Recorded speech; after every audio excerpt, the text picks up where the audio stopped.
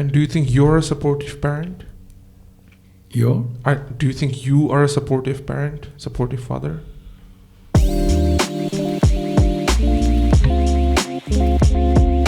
Before I jump into the video, just a quick note. This isn't going to be a typical State of the Creators podcast. As the title suggests, I have a conversation with my father. So this, it doesn't really include any creative side of things, but we do talk about just life in general, about being disciplined, about, some of the stuff that he's achieved and his failures, his struggles. Just for context, my relationship with my father, we weren't really close growing up on an emotional level. It was only after I moved away from him over the last 10 years or so, I can see a change in, just overall he is a lot more expressive, and not just with me in general. I think he's become a lot more expressive person on an emotional level, and I want to take advantage of that. So I decided to have a conversation with him on an intellectual level where I don't agree with him on everything, but there's a few things I've seen him do that is just remarkable. He's in his 70s now, and I just want to learn more about his thought process and his mindset to do the things that he still does today. So yeah, we dived into his parenting style, his early life, his relationship with his parents. I didn't really think that I was gonna release this at first. It was just for myself, but just after having the conversation, I felt like on a personal level, I get a lot of value when I hear other people converse and speak with each other, and you never know what can resonate, where inspiration can come from. So I figured, I'll just put it out in the world, not just for myself, but for anyone who might get some value out of this, really. And also, I guess on a personal level, just wanted to add to the time machine that I'm trying to create for myself with the whole YouTube channel, so that I can look back at it 15 years from now, and this will be a window into my relationship with my father at this moment in time. So if you're watching this video on YouTube or listening to the talk on any of the podcast platforms, I really, really appreciate it. It does really mean a lot to me. If you want to leave a note for my father as a comment, I'm sure he would appreciate it, and I'll make sure that he reads any comments. And so without further ado, here is the talk with my father, M.A. Akas. Hope you enjoy the conversation. I wouldn't have been able to do this podcast series. So for those who don't know you, who is Group Captain M.A. Akas in your own words? If I have to start from my village, that will take a long time. Okay. And if you want to know only from the Air Force, that is another episode. If you want to know about, since I am group captain, that is another. And which one you want to? Right. Before I go into any other questions, I actually want to ask you about your early life. By early, I mean before you were 18 years old. So tell me about some of your memories living in Gopalgonj in that era, almost 50 years ago. What was a daily life like for you?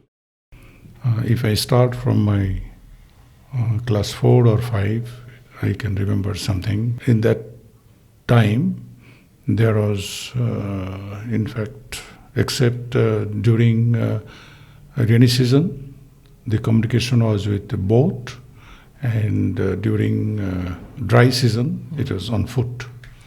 So no other transport? Nothing was there. So that was one, and at that time there was no even the radio. Still I remember, and there was a shop. In that shop, only one radio came. For the whole union is to come, and after that, we transferred the school. Yeah. There was again 2.5 miles away from our house. Right. So again, we used to go early morning on foot and come back in the evening, again on foot. It used to take about 5 miles daily. And during rainy season or this thing, so we have to take a boat. Yeah. Where is to go. Coming to class 9 and 10, when it was difficult for us, for study and all. So it was very difficult for us to either go on foot every day, 5 miles walking, or going by a boat. So there we had a room that is also behind a shop, because there was no such buildings which was meant for rent. So there was some space behind the shop. We used to stay there with some of my classmates, and a cook was hired. He used to cook for us.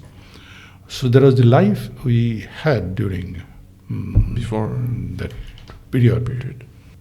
There was a TT. It's called the tax collector, who used to collect the taxes from the launches and all. So he was very handsome and all, and we thought, it's a very nice job and all these things. He used to tell a thing, which still I remember. সম্মুখে ঠেলিছে মোরে পশ্চাতে rummy. এটা হলো যে তুমি যে এখন সামনে যাচ্ছ, কিভাবে সামনে যাচ্ছ, এটা তুমি নিজের থেকে সামনে যাচ্ছ না, তোমাকে সামনে ঠেলে দিচ্ছে তোমার পিছনের যে আমি, সেই আমি তোমাকে সামনে ঠেলে দিচ্ছে, মানে তোমার background and your past history. Past is pushing you to go forward, a future. So it's a good thing. I'll tell you later on. So, what was what did you do for entertainment back in those days? So obviously now we have telephone, television, this, that, everything. Obviously in the morning you will go to school, then you'll come back, and you'll study. There's no electricity, I assume. Nothing. So what is regular entertainment for you back then? Regular entertainment was during school time. We used to have some games and sports, and after coming back, so again in the evening before Maghrib, we used to have some games with our friends and all, enjoying. We used to enjoy those games and sport. Sometimes we used to play football with some, what we call jambura, So that was also during raining time also we used to play, and there was, So, and we used to also have the competition among the villages around, and among the mahallas, and Dariyabanda and Gullasut. All these local games. So entertainment was always physical. Physical, yes, always physical, and the instruction was there to come home before Maghrib or before sundown. That was strict. So did my grandfather or grandmother tell you to do this, or was it more like you have to because there's no light?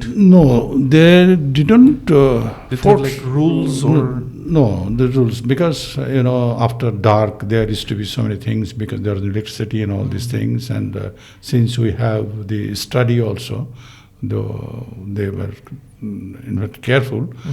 We have to, whatever we have to do, that we must do in the evening, because after 1 hour or 1.5 hour is the dinner time, and after dinner time you have to go to bed.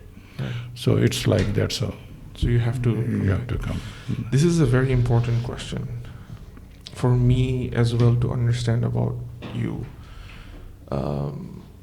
When you were growing up, obviously you did not have exposure to the outside world as much.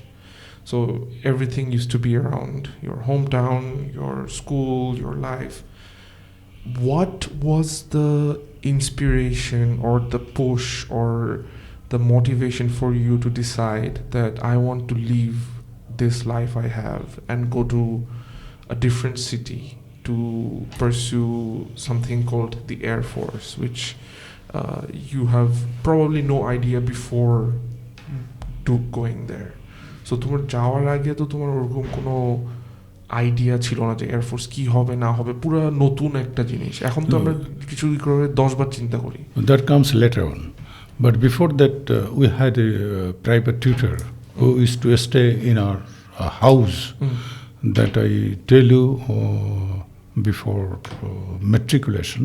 He used to stay in our house, and he was my, what do you call? Mentor, and he used to advise me all the time. He used to take care of me, and he used to look after me very nicely. I am grateful to him. He had a lot of contribution. Do you think if he was not there in your life, would you have still gone the path you have gone? Well, that I cannot say. Because probably the Creator, the Almighty Allah, He places somebody.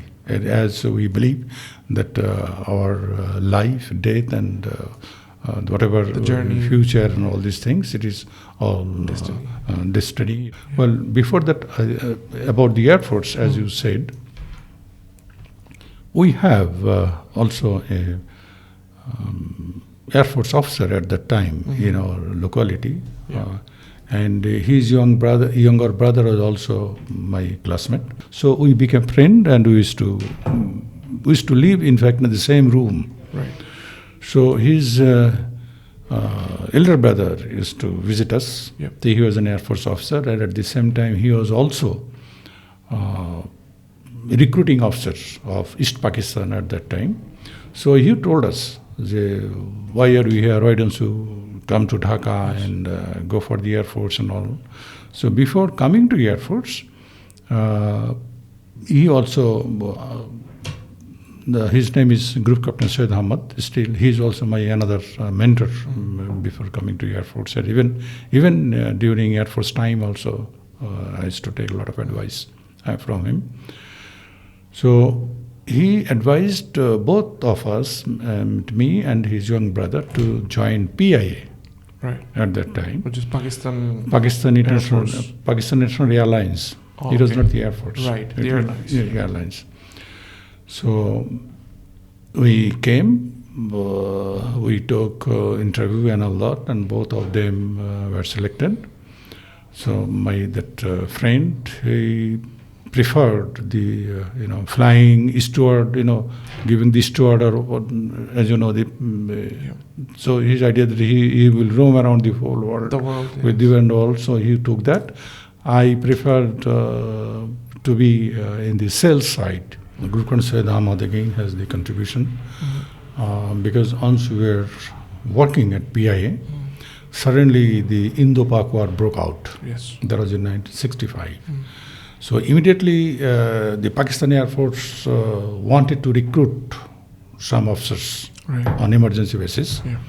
So again he told me, well, leave PIA, join Air Force, because there is a better life and challenging life.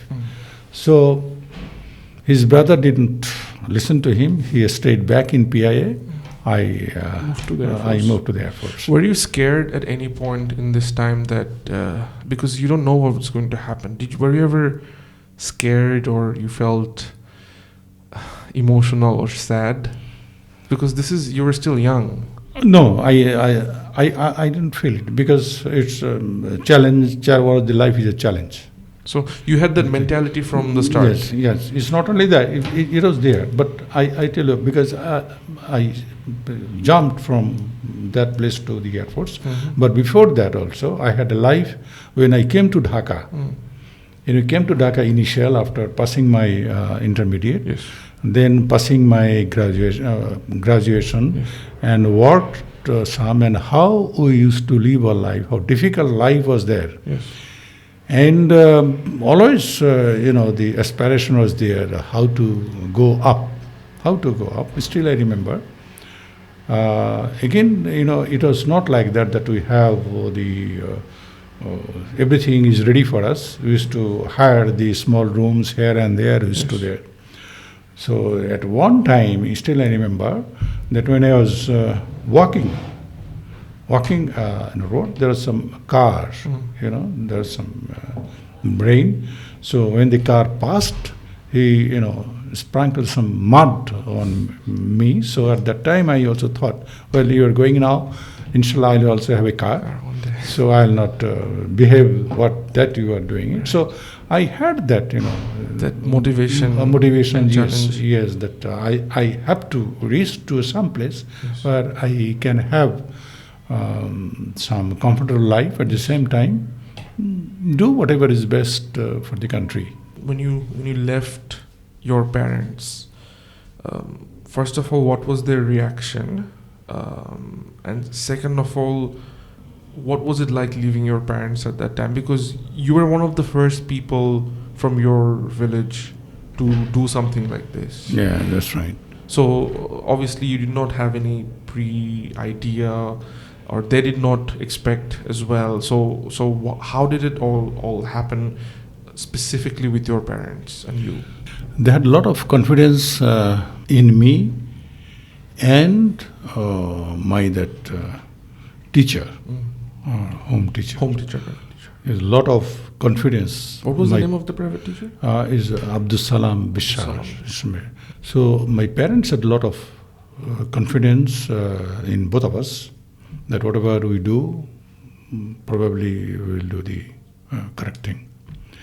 So once we started from our village to Dhaka, and there was only motor launch was there, no other communication. Otherwise, the boat or the motor launch. The boat is not possible. The motor launch is to come, and there was no place, as a matter of fact, to stay in Dhaka. I did not know earlier. No accommodation. No accommodation, nothing. And again, one of his brother used to study in Jagannath College, and he had a seat in old Dhaka. Again, a mess. Yeah. So there in that mess, he used to have a choki or cart or plank, whatever is there. We used to share that. We used to share 2 or 3, used to share the same bed. And without electricity and anything, it was humid and hot and all. Yeah. But we didn't feel bad as we feel bad now without electricity, without fan. Because you did not know the other side. Yes, that's right. So we stood there a few months. Then we used to have our own. We found out some other rooms and hired, and started living by ourselves. So at that time, a person coming to Dhaka without knowing anybody, without having any house or anything, it was very difficult. But at that time, he helped a lot. Otherwise, it wouldn't have been possible for me to come to Dhaka. And once I come to Dhaka, then again I used to see, I was introduced to the outside world and find out what is better, what is not, and all these things and all. So it was. So my parents. Well, as I said, that they had the confidence, so they didn't much bother. Okay. But though they used to feel probably felt bad, but they never disclosed to me. Okay. And that they were feeling. Yes. And how did you contact with them when you were away? Just through letters? Yes. Through letters. And they would write back. Do you have any of those letters with you? No. Because unfortunately, because a lot of things. Because from Dhaka. From here went to Pakistan, back and all. Yes. It was not possible. Do you think that early confidence you had in you, is it because you are the oldest son in the family and it was kind of built inside you, or did you pick up from other mentors or other people that you looked that that ওরাও এরকম করতেছে এবং ওদের কনফিডেন্সটা দেখে আমারও confidence বাড়তেছে নাকি তুমি দাদার মানে my grandfather used to give you some values of confidence? Where did this confidence come from, do you think? Confidence, since I was the first baby on the family, so from both sides from my paternal and maternal. Oh, So everybody used to love me like anything. So my grandma, Nani, as we call, I used to, live with her, and she used to take care of me. yeah. And she was very calculative, methodical, and all. But she used to guide me Yeah. at my earlier age, what to do and what not to do, and we have to go forward. But So this is your nanny, Nani, Okay, yes, so grandma, maternal grandmother. grandma. And how old was she when she used to, and how old were you when she used to give you these? Well, when I was, say, about 8 or 10 years old? It's from the very beginning. She used to give you advice? Yeah, because I used to live with her, as a matter of Oh, fact. okay. Because our the house was very close, Right. very close. To theirs. So- And there, so for her, you were the first grandchild. That's right. And obviously, it's a different feeling to have your first grandchild, and that's why they loved you so much. And all those advice that she gave, where do you think she got it from? Do you have any idea? Like, do you think, what was her story about, if you remember anything? That is, I can say, it's inbuilt, because people have the aspiration, because now what you saw us in the beginning of your life, the world was different. Yes. And now you have got into internet and this, that, and all these things. So could we think, or could you think of those kind of things? No. But slowly and timely the world progresses, and with the progress, you also pick up the... And we now, today, we have obviously the internet, which helps us pick role models or mentors very easily. Look, I can, obviously you being one of my role models inside the house, anyone older than me that I would have seen. But other than that, for me, it becomes easy, right? So I can, if I play football and soccer, obviously, I look at David Beckham as my mentor, or not my mentor, but my role model. And I can look at other things. So I can know their life, like Bill Gates and so forth. For you, you did not have that. So was there anyone in particular you used to look up to, even when you were a child, that I want to become like that person, or I want to know more from this person all the time? Was it the private tutor you used to spend more time with, or anyone else? No, beside private tutor, there was hardly anybody with some I can. And when I was in the college, yes, there were the professors, the lecturers. There were one or two very good, smart people and all. So I could think, yes, I shouldn't be like him. So would you go to them and ask for advice, or? No. When they used to Teach. Deliver the lecture in the classes, Used to pay attention? Yeah, pay attention. And you'll be astonished that when I was in the college, intermediate college, and we had some professors, and again, instead of staying in there was a hostel, in the college hostel, but there was a professor. He had a house in Gopalgonj, and I was so lucky that he picked me up. Yes. And he said, well, you stay with me. And I used to stay with him in his house. He was a bachelor. And from there, I attended the class. And even in Air Force as well, did you used to look up to other senior officers who would give you advice on what to do things, or was it always like you used to know, or? Well, the Air Force life is automatically, the instructions and all these things just come from the top. Just like hierarchy already. Yeah, it's come from the top, what you're supposed to do, what you're not supposed to do. And if you do a good job, so that is a promotion. If you don't do, so it is delayed. It's like that. Right. And if there is any advice record and all these things. As I told you, we had that group called Syed Ahmed. I used to consult him and take some advice. So do you think for a good life progression, it's very important to have mentors and role models? Well, whether you like it or not, whether you have or not, but always from the back of your mind, there is somebody or something that you would like to be like. Okay, and I want to know again a bit more about your relationship with your parents. Were they supportive parents? Yes, no doubt about it. In what way would because they never. What are their qualities that you? Yeah. They never say no to me on anything.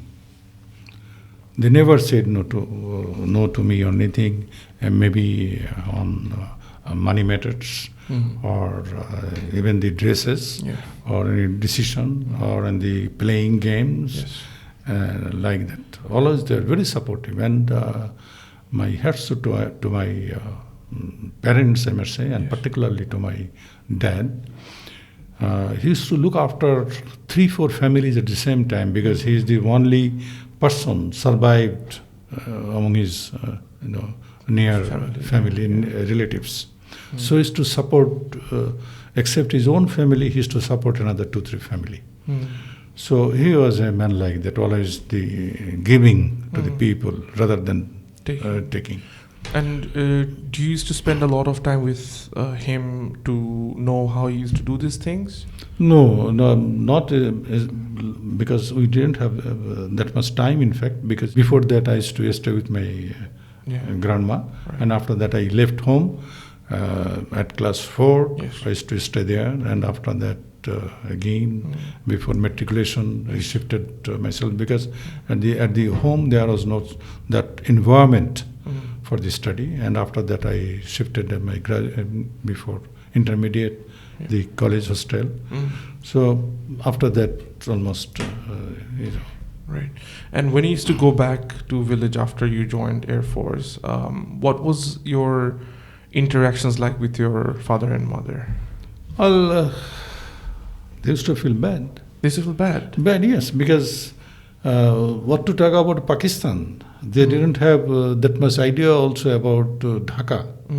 They used to hear Dhaka, but what is Dhaka, how it is there, and all these things. Like what is all this? Because there was no other communication that like this one light. Like radio or television? Nothing, no. But in terms of, like, did they ever ask you to stay back? Yes, they said. There's no do you regret not staying back? No, I don't. Why not? I don't. Because I knew the life at the time, or the village life and all these things. I don't like to be back in those life. Right. So from early on you knew that you had a vision, that you wanted to get away from it, but also you used to, it's not like you abandoned them, you used to go back and help. Yeah, sure. Help not only your family but also the local community. Those trees and you'd build roads. That's what I would hear. Yeah, that's right. That is why it was so easy for you to forget about all that. Why did you always go back and help the community? Well, I am a son from that soil, and we used to hear from the lives of the great people. There was a dedicated for the community or the people. So I also thought, why not to do for the people whatever I could do. And I did my best at that time, whatever possible for me, I did it. Right. I did it. And well, at that time, it was a martial law, or before that, and I was in Air Force, so I had some, opening to go to the higher authority and ask for those things, and I could get it done, and get it authorized, or get it approved. So it was there. And do you think you're a supportive parent? Do you think you are a supportive parent, supportive father? Yes, why not? Obviously. I also want to know about your forward thinking. what astonishes me the most is how you are also already thinking about your grandchildren's future. You want to make them financially able at the very least, so that they can get on their own step, and they can do anything, not anything they want, but at least you want to give something to them after they become 18. This level of forward thinking into the future, where do this inspiration come from for you? Well, one thing I know, anybody can say anything, but money matters a lot. So it's very difficult to predict about the future. Future, you never know. Now I am talking to you. After a few minutes, I don't know where I am going to end. If God loves me, I'll be alive or no. So always, it's not there. Always I used to have some saving for the difficult time. So even for my own family, I used to save 1/3 of my earning. Save, because to have a house, to have a good life, to pay for education, for if I fall sick or my family falls sick, for the studio, so that I don't have to go some people to help me. So I should have that saving. Where did this 1/3 ratio come from? Did you learn it from anywhere? Because, no. Because these days, that's what people are taught. No. Like when I look at like financial education things, they say always save 30% of your income, no matter what. So where did that come from? Nobody taught me. I didn't get anything from me. It was all experience within myself. Because whatever money I used to have, I used to divide of my own. This for food, this is for clothing and our personal life. And if I save 1/3, it's for the future life. I have to have a house that will help me to build a house. So it came naturally. What more important than saving money is the ability to not touch that money, which means you had a lot of discipline. You had a lot of routine, and even today when I look at you, you have a very scheduled life. Something I wish I had. More I grow older, I wish I had that mentality. Did you always have a disciplined life growing up, even when you were a kid, or this is something you learned year by year through experience? Well, I didn't know. I cannot remember, but my seniors at my house and all my relatives, when they saw me at my earlier age, always they used to appreciate. Now he is a disciplined boy. He used to go to school and did the good results in the school, on the classes and all, well behaved and well dressed. That's they told me. Right. So it came automatically. And maybe because the influence of my grandma. Right. Because she was also she used to live a neat and clean life, and organized. Maybe the early years of living. You yes. kind of picked up all those without even knowing. Without knowing. Right. Yes. She used to live very clean life and program. Right. But she used to know what's going to happen. With discipline, this is something, it's fascinating to see you like wake up at every day at the same time, doing your exercises at the right time. Especially with food, your relationship with food is very interesting. You say something that whatever tastes the best is usually not the best for you in the context of sugar and fat and all that kind of stuff. It takes a lot of willpower to be able to say no, because again, you're thinking that long term things. How do you, I guess, build that willpower? Because it's so easy sometimes to be fall into that trap if something is in front of your eyes, even if it's simple as like a sweet treat in front of you, and it could go all the way to saving, using that money that you have saved to buy something you really want. How do you build willpower like that, or is it again something natural that everybody has?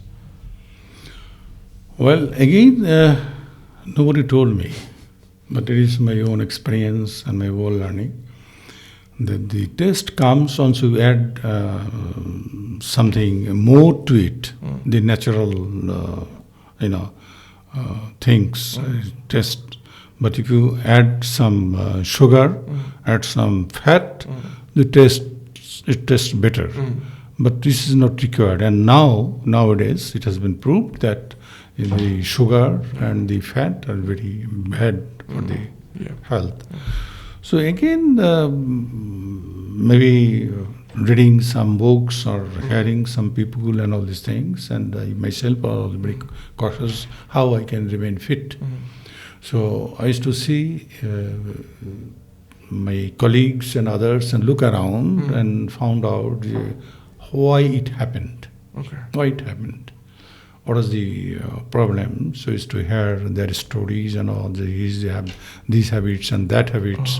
Used to have the late night sleep, wake up late in the morning and all. So automatically you learn from the others' mistakes or others' behaviors and all. So you used to observe other people to learn and then use it, applying in your own life. That's right. Towards the end of this, I want to ask you, what are some of the best values, like life philosophies that you have, that you can share with someone who can listen and can benefit from? Great. My first priority is on health. That I always put forward. Because unless you are fit, you can't do anything. And your pains cannot be shared by anybody in this world. Anybody else? Nobody else can share your pain. It is you who will suffer. So it is advisable that you don't go into the troubles, because you are the one who is to suffer. I tell my grandkids also and told them, your health is your health. Nobody is going to. So that is my number one priority. That is the individual. Right. And next one is family life. Look after the family. So that could be, once you have your parents and brothers, sisters, whatever. And after marriage, it is your wife and children. Look after the family life, a congenial atmosphere. So that's number two. And number three is education. These three I always... So by education you mean always learn and make sure that you have an open mind to learn new things. Yeah, learn and also to get your children educated so that they can stand up on their own feet. I should say that is investment. Right. Investment. Education is an investment for the children. Yes. Because if you save money without giving proper education to your children, that money doesn't speak. Right. That money doesn't speak. So it is, instead of putting it to the bank or here and there, if you need, you first give the education to your children. Yeah. And allow them to live their own life. Not forcing. Just like your parents allowed you. Yeah. And maybe that I have learned from them. Yeah. And I guess also help the community, because that's something you do. Yes. Community is well-being of the community and helping community, looking after the community, giving service to the community. It is again different, because the Almighty has created us. That is not only for myself. I have also some duty towards others who live just like surrounding me. Right. I have got certain responsibility. So that's it. And if I cannot. If I give a community